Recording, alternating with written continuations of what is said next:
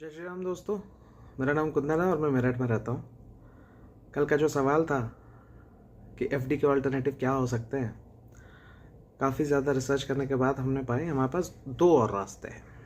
जो हमारा emergency fund है या आप एफडी में वैसे ही निवेश करते हो, हाँ इक्विटीज़ में आपका अगर एक्सपोजर पूरा है तो आप उसमें ये काम कर सकते हो कि जो एफडी का पैसा है उसे दो ऑप्शंस हैं जो हमारे पास, उसमें आप डाल सकते हो। तो पहला ये है कि अगर आप डेट म्यूचुअल फंड या लिक्विड म्यूचुअल फंड की तरफ बढ़ते हैं तो उसमें सिर्फ एक बेनिफिट आता है कि आपको जो टैक्स जो आप पे करते हो वो आप डिफ़र कर सकते हो।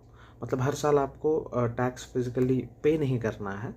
आप जब उसको इनकैश करेंगे तो ही आपको उस पर्टिकुलर इंक्रीज्ड अमाउंट पे टैक्स पे करना है अकॉर्डिंग टू दी रूल्स जो आपके करंट टैक्स स्लैब रेट पे रहेगा।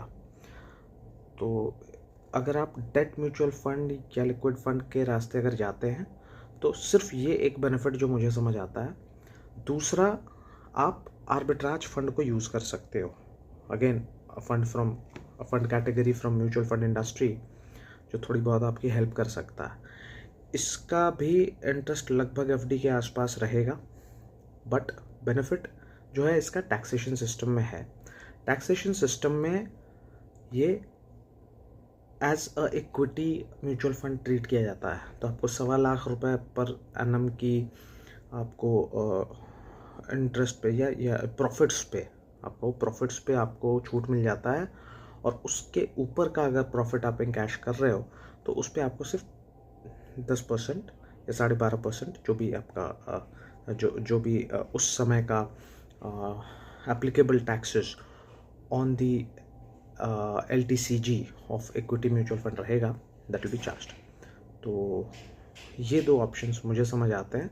अगर कोई और ऑप्शन आपको समझ आता है तो आप प्लीज़ हमें कमेंट करके बताइए, हमें मैसेज करिए, और बाकी करते हैं। अब तो दूर जाना ही है।